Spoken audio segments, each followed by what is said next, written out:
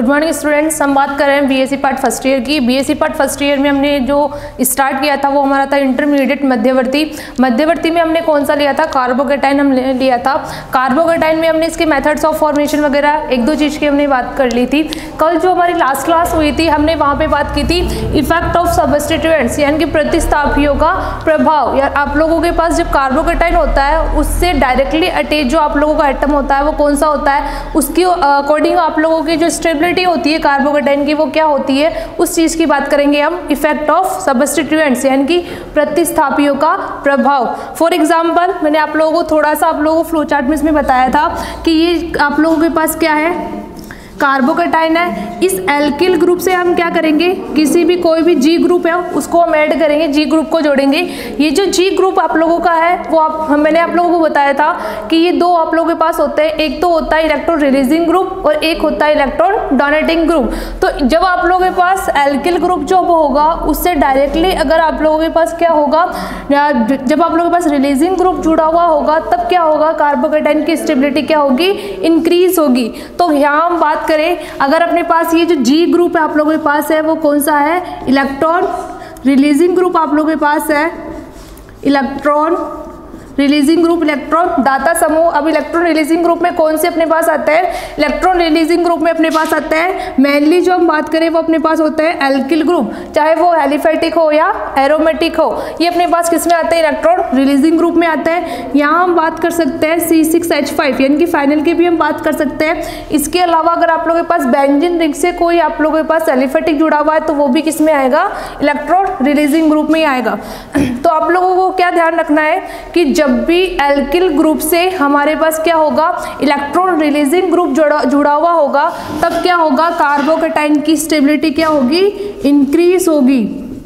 Carbocation की stability या फिर स्थायित्व क्या होगा, इंक्रीज होगा। और इसकी जो रिएक्टिविटी आप लोगों के पास होगी वो क्या होगी, डिक्रीज होगी। रिएक्टिविटी आप लोगों के पास क्या होगी, इसकी डिक्रीज होगी और हमारे पास जो स्टेबिलिटी होगी वो क्या होगी, इंक्रीज होगी। अब ऐसा क्यों होता है, हमारे पास जैसे एल्किल ग्रुप आप लोगों के पास है उसके पास पॉजिटिव चार्ज जुड़ा हुआ है, तो ये जो पॉजिटिव चार्ज आप लोगों के पास है यानी कि इसके पास ऑलरेडी क्या है, इलेक्ट्रॉनों की कमी है। जब हम इससे ऐसा पार्ट जोड़ेंगे जो क्या करेंगे, इसको इलेक्ट्रॉन देंगे तो इसकी स्टेबिलिटी क्या हो जाएगी, इंक्रीज हो जाएगी। ऐसे ही अगर हम बात करें यहाँ पे ये अपने पास क्या है, कार्बोकेटाइन है और कार्बोकेटाइन से हम क्या करें, कोई भी हमारे पास आप लोगों के पास जो जी यहाँ पे ग्रुप जो होगा कोई भी वो क्या होगा, यहाँ पे इलेक्ट्रॉन विड्रॉइंग ग्रुप होगा यानी कि इलेक्ट्रॉनों को खींचने वाला ग्रुप आप लोगों के पास होगा, इलेक्ट्रॉन अट्रैक्टिंग ग्रुप होगा। तो इससे क्या होगा, कार्बोकेटाइन की स्टेबिलिटी क्या होगी, डिक्रीज होगी। इसमें अगर हम एग्जाम्पल लेके चले यहाँ पे तो NO2 हैलोजन, इसके अलावा साइनाइड, इसके अलावा अगर हम बात करें एस्टर ग्रुप वगैरह की तो ये अपने पास किस में आते हैं, इलेक्ट्रॉन विड्रॉइंग ग्रुप में आते हैं। ये जो इलेक्ट्रॉन विड्रॉइंग ग्रुप जो आप लोगों के पास होंगे वो कार्बोकेटाइन की स्टेबिलिटी को क्या कर देंगे, डिक्रीज कर देंगे। कार्बोकेटाइन की जो स्टेबिलिटी होगी यानी कि स्थायित्व जो होगा वो इनका क्या हो जाएगा, डिक्रीज हो जाएगा और रिएक्टिविटी क्या हो जाएगी, इंक्रीज हो जाएगी। रिएक्टिविटी क्या होगी, इंक्रीज हो जाएगी इनकी। ऐसा हमारे पास क्यों होता है, क्योंकि ये जो एल्किल ग्रुप आप लोगों के पास जुड़ा हुआ है वो हमारे पास क्या है, पॉजिटिव पार्ट इसके पास प्रेजेंट है। जब हम इससे क्या करेंगे, इलेक्ट्रॉन खींचने वाले ग्रुप अगर इससे जोड़ देंगे तो ये क्या करेंगे, इसके पास आप लोगों के पास एल्किल ग्रुप है, हमारे पास पॉजिटिव चार्ज होने के कारण इसके पास इलेक्ट्रॉनों की कमी है।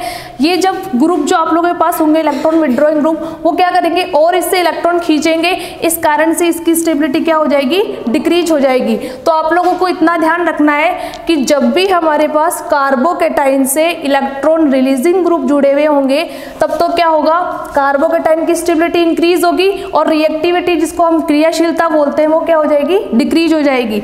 जब हमारे पास इलेक्ट्रॉन विड्रॉइंग ग्रुप जुड़े हुए होंगे तब क्या होगा, कार्बोकेटाइन की स्टेबिलिटी डिक्रीज हो जाएगी। ये आप लोगों को ध्यान रखना है हमारे पास इफेक्ट ऑफ सब्स्टिट्यूएंट्स में। नेक्स्ट हम बात करें हमारे पास स्टेबिलिटी में हम क्या चल रहे थे, एरोमेटिक की हम बात कर रहे थे। एरोमेटिक में हमारे पास क्या होता है, एरोमेटिक में जैसे हम जोड़े इफेक्ट, आप लोगों के पास जो इफेक्ट ऑफ सब्स्टिट्यूएंट्स में हमारे पास एरोमेटिक की अगर हम बात करें, ये हमारे पास क्या है, बेंजीन रिंग है। इस बेंजीन रिंग से क्या करें हम, कोई भी आप लोगों के पास इलेक्ट्रॉन विड्रॉइंग ग्रुप वाले और इलेक्ट्रॉन रिलीजिंग ग्रुप वाले अगर ग्रुप जोड़ते हैं इससे, ये हमारे पास है हेलोबेंजीन, ये हमारे पास है टॉलुइन या मैथिल बेंजीन, ये हमारे पास है बेंजोइक एसिड आप लोगों के पास है। इसके अलावा अगर हम जोड़े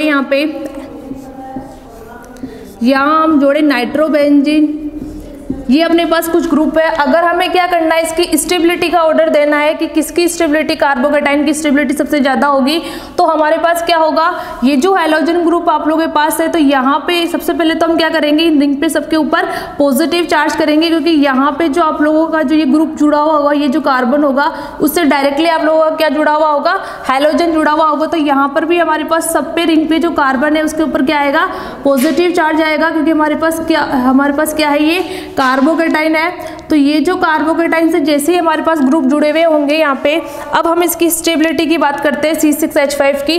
तो यहाँ हम देखें, अगर यहाँ पे जो हैलोजन आप लोगों के पास है उसको अगर हम देखते हैं, तो ये जो हैलोजन होगा, इसके अलावा जो नाइट्रो होगा अपने पास, ये कार्बोक्सिलिक एसिड होगा। तो ये कौन से ग्रुप होंगे, इलेक्ट्रॉन विड्रॉइंग ग्रुप होंगे, इलेक्ट्रॉनों को खींचने वाले ग्रुप होंगे। तो इनका आप लोगों के पास सिक्वेंस में क्या आएगा, हमारे पास लास्ट में आएगा, फर्स्ट नंबर पे हमारे पास कौन सा ग्रुप आएगा, सेकंड वाला। अगर हम इसकी नंबरिंग शो करें और हम इसका ऑर्डर दें, अगर स्टेबिलिटी का ऑर्डर अगर यहाँ शो करें, स्टेबिलिटी ऑर्डर अगर हम यहाँ पे दें, तो सबसे पहले अपने पास कौन सा आएगा, सेकंड नंबर। उसके बाद हमारे पास कौन सा आएगा, नाइट्रो हैलोजन की अगर हम बात करें उसके हमारे पास, तो फिर आएगा हमारे पास फर्स्ट नंबर। फिर देखें हम हमारे पास तो आएगा थर्ड नंबर, और लास्ट में कौन सा आएगा, फोर्थ नंबर। ये हमारे पास क्या होगा, स्टेबिलिटी का ऑर्डर होगा। ये स्टेबिलिटी का ऑर्डर हमने क्यों लिया, क्योंकि इससे पहले हमने बात की थी इफेक्ट ऑफ सब्स्टिट्यूएंट्स में, इलेक्ट्रॉन विड्रॉइंग और इलेक्ट्रॉन रिलीजिंग ग्रुप। जो CH3 ग्रुप होगा वो कौन सा होगा, इलेक्ट्रॉन रिलीजिंग ग्रुप होगा। इलेक्ट्रॉन रिलीजिंग ग्रुप होने के कारण ये अपने पास ये क्या करेगा, इसकी जो आप लोगों की कार्बोकेटाइन की जो स्टेबिलिटी होगा उसको इंक्रीज करेगा। तो हमारे पास सबसे पहले कौन सा आएगा, टॉलुइन।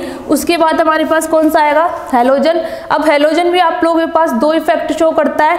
हैलोजन जो आप लोगों के पास होता है वो पीरियोडिक टेबल में 17 जो आप लोगों का ग्रुप होता है उससे रिलेटेड होता है। तो हम यहाँ पे देखें तो इस हैलोजन के पास हमारे पास क्या होते हैं, इसमें फ्लोरीन, क्लोरीन, ब्रोमीन और आयोडीन अपने पास प्रेजेंट होता है। इन सभी के पास क्या होती है, जैसे हम क्लोरीन की बात करें, यहाँ पे हम लेके चले क्लोरोबेंजीन, तो ये जो आप लोगों के पास क्लोरीन होता है उसके पास क्या होता है, Lp भी प्रेजेंट होती है। इसके अलावा ये क्या होता है, इलेक्ट्रॉन खींचने वाले भी आप लोगों के पास इसके पास ग्रुप प्रेजेंट होता है, यानी कि इलेक्ट्रॉन ये खींच भी सकता है और इलेक्ट्रॉन डोनेट भी कर सकता है। इसलिए हम क्या करेंगे, फर्स्ट सेकंड नंबर पे इसको लेंगे।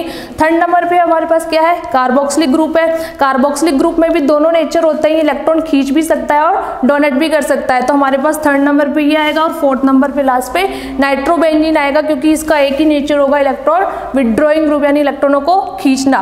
तो ये एक सिंपल सा ऑर्डर था। ऐसे ही आप लोगों को एग्जाम में भी पूछ सकते हैं, आप लोगों को एलिफेटिक और एरोमेटिक दोनों आप लोगों को कार्बोकेटाइन दे देंगे और उनका स्टेबिलिटी का ऑर्डर पूछेंगे कि किसकी स्टेबिलिटी ज्यादा है और किसकी कम है। इसके अलावा अगर आप लोगों को इसकी रिएक्टिविटी का ऑर्डर पूछते हैं, यहाँ पे रिएक्टिविटी का ऑर्डर पूछते हैं, तो हमारे पास क्या होगा, ये हमारे पास अपोजिट में चला जाएगा, यानी कि फोर्थ नंबर की स्टेबिलिटी क्या हो जाएगी, सबसे ज़्यादा हो जाएगी, और जो आप लोगों के पास फर्स्ट नंबर सेकंड नंबर है वो सबसे एंड में आ जाएगा। तो रिएक्टिविटी और स्टेबिलिटी दोनों क्या होंगे, इनडायरेक्टली प्रोपोर्शनल होंगे।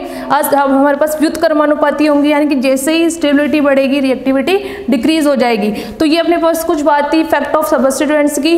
नेक्स्ट हम बात करते हैं, हमारे पास नेक्स्ट हम लेके चले chemical reactions of carbocation. Carbocation की अगर हम केमिकल रिएक्शंस देखें, नेक्स्ट है हमारे पास केमिकल रिएक्शन ऑफ कार्बोकेटाइन। तो ये जो कार्बोकेटाइन आप लोगों के पास होगा, इसके रिएक्शंस देखिए हमारे पास।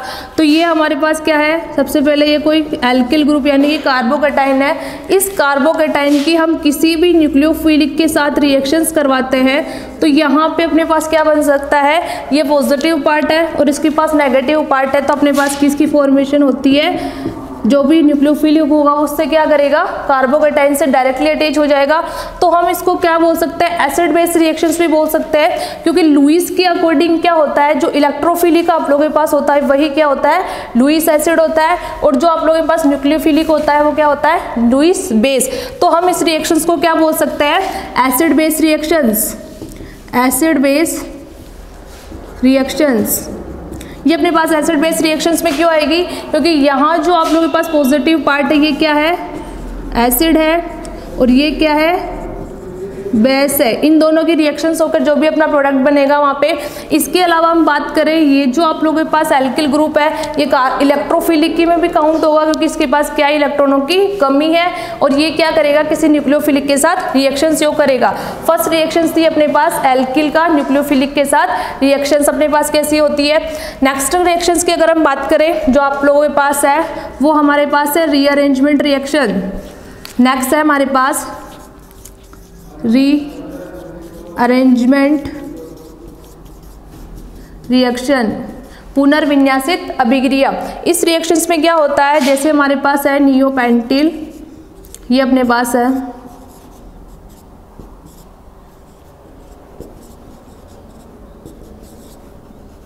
ये हमारे पास है नियोपेंटिल आप लोगों के पास है। जैसे हम नियोपेंटिल की क्या करवाते हैं, किसी भी न्यूक्लियोफिलिक के साथ जहाँ पे हम रिएक्शंस करवाएंगे यहाँ पे, तो ये जो आप लोगों के पास कार्बोकेटाइन आप लोगों के पास है ये वाला, तो हमारे पास कौन से डिग्री वाला कार्बोकेटाइन है, ये सेकेंडरी कार्बोकेटाइन है, क्योंकि यहाँ से जो जिस पे आप लोगों के पास कार्बन के ऊपर पॉजिटिव चार्ज है उससे दो अपने पास एल्किल जो कार्बन ग्रुप है वो डायरेक्टली अटैच है, तो ये कौन सा होगा, सेकेंडरी आप लोगों के पास कार्बोकेटाइन होगा। ये हमारे पास रीअरेंजमेंट में क्या होता है, हमने रीअरेंजमेंट रिएक्शंस पढ़ी थी। रीअरेंजमेंट रिएक्शंस में हमारे पास होता है कि जब अपने पास एक ही रिएक्शंस में या फिर एक ही ग्रुप में किसी एटम या ग्रुप का हम क्या करते हैं, रीअरेंज करते हैं, उसको पुनर्विन्यासित करते हैं, तो वो अपने पास रिएक्शंस क्या होती है, रीअरेंजमेंट रिएक्शंस होती है। तो यहाँ अपने पास जैसे ये 2 डिग्री कार्बोकेटाइन आप लोगों के पास है, अगर अपने पास पॉसिबिलिटीज है इसको तो आप लोगों के पास 3 डिग्री आप लोगों के पास 3 डिग्री कार्बोकेटाइन में चेंज करने की, तो हम क्या करेंगे, एक ग्रुप का क्या करवाएंगे, यहाँ से रीअरेंज करवाएंगे, रीअरेंजमेंट करवाएंगे। इससे अपने पास क्या होगा, कार्बोकेटाइन की स्टेबिलिटी इंक्रीज हो जाएगी, क्योंकि हमारे पास जो कार्बोकेटाइन की स्टेबिलिटी होती है वो क्या होती है, 3 डिग्री, 2 डिग्री और फिर 1 डिग्री अपने पास होता है। तो यहाँ अपने पास 2 डिग्री कार्बोकेटाइन है, हम क्या करेंगे इसको 3 डिग्री कार्बोकेटाइन में चेंज करेंगे, जिससे इसकी क्या हो जाएगी, स्टेबिलिटी ज़्यादा हो जाएगी। अब हमें चेंज करने के लिए हम क्या करेंगे, ये जो हमारे पास CH3 ग्रुप आप लोगों के पास है उसको हम रीअरेंज करेंगे इस कार्बन के ऊपर। जैसे ही हम कार्बन के ऊपर यहाँ रीअरेंज करेंगे तो यहाँ पे क्या हो जाएगी, इलेक्ट्रॉनों की कमी हो जाएगी, और ये पॉजिटिव पार्ट कहाँ मूव कर जाएगा, इस वाले कार्बन के ऊपर। जैसे हम शो करें यहाँ पे, ये अपने पास है, यहाँ पे पॉजिटिव चार्ज आएगा, ये CH3, यहाँ पे CH2 और ये अपना CH3, ये अपने पास है। रीअरेंजमेंट हमने किया, इस वाले ग्रुप को हमने कहाँ ट्रांसफर किया, ये जो पॉजिटिव पार्ट वाला है उससे अटैच किया, ये वाला पॉजिटिव पार्ट कहाँ आ जाएगा, इस वाले कार्बन पे आ जाएगा। अब हम बात करें यहाँ पे हमारे पास सेकेंडरी आप लोगों के पास कार्बोकेटाइन था, यहाँ पे जैसे हम देखते हैं तो ये किस में चेंज हो जाएगा, 3 डिग्री कार्बोकेटाइन में, 3 डिग्री कार्बोकेटाइन में चेंज हो जाएगा। और हमारे पास कार्बोकेटाइन की स्टेबिलिटी का ऑर्डर क्या होता है, 3 डिग्री, 2 डिग्री, 1 डिग्री अपने पास होता है। तो ये अपने पास रीअरेंजमेंट रिएक्शंस थी कि हमारे पास जब भी आप लोगों के पास रिएक्शंस आए, उस रिएक्शंस में सबसे पहले आप लोगों को क्या देखना है, अगर हमारे पास जो कार्बोकेटाइन बन रहा है उसको अगर हम ग्रुप का या फिर किसी भी एलिमेंट का रीअरेंज करवाकर उससे अधिक आप लोगों के पास स्टेबिलिटी वाले कार्बोकेटाइन में चेंज कर सकते हैं, तो वो अपने पास क्या होता है, ज़्यादा स्टेबिलिटी शो करेगा।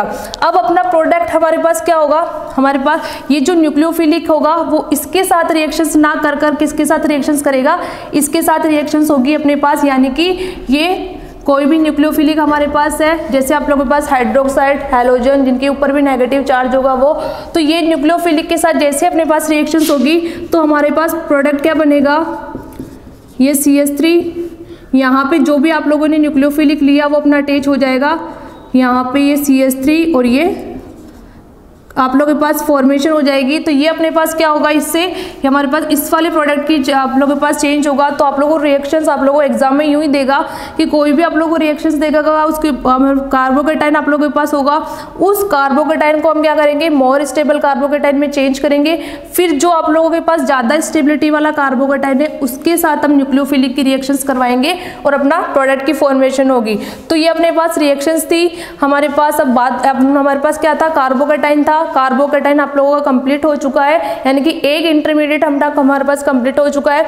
इंटरमीडिएट में कार्बोकेटाइन में मैंने आप लोगों को क्या क्या चीजें बताई। सबसे पहले तो मैंने आप लोगों को कार्बोकेटाइन की डेफिनेशन क्या होती है वो बताई। इसके अलावा मैंने इसके करेक्टर आप लोगों को बताया, जो इलेक्ट्रॉन डेफिशिएंट स्पीसीज होती है। इसके अलावा इलेक्ट्रोफिलिक की तरह बिहेव करता है। लुईस के अकॉर्डिंग देखें तो ये एसिड बेस होता है, आप लोगों के पास एसिड होता है। ये मैंने आप लोगों को 2-4 करेक्टर बताए। इसके बाद हमने क्या किया था, इसका मेथड्स ऑफ फॉर्मेशन देखा था। उसके बाद हमारे पास स्टेबिलिटी की बात की थी और लास्ट जो हमारा टॉपिक था वो हमारे पास थी केमिकल रिएक्शंस ऑफ कार्बोकेटाइन। ये अपने पास हो गया कार्बोकेटाइन। नेक्स्ट जो इंटरमीडिएट स्टार्ट करेंगे वो हम कार्ब एनाइन जो आप लोगों के पास होगा, या फ्री रेडिकल या कार्ब एनाइन, वो हम बात करेंगे नेक्स्ट क्लास में। आज के लिए इतना ही, थैंक यू।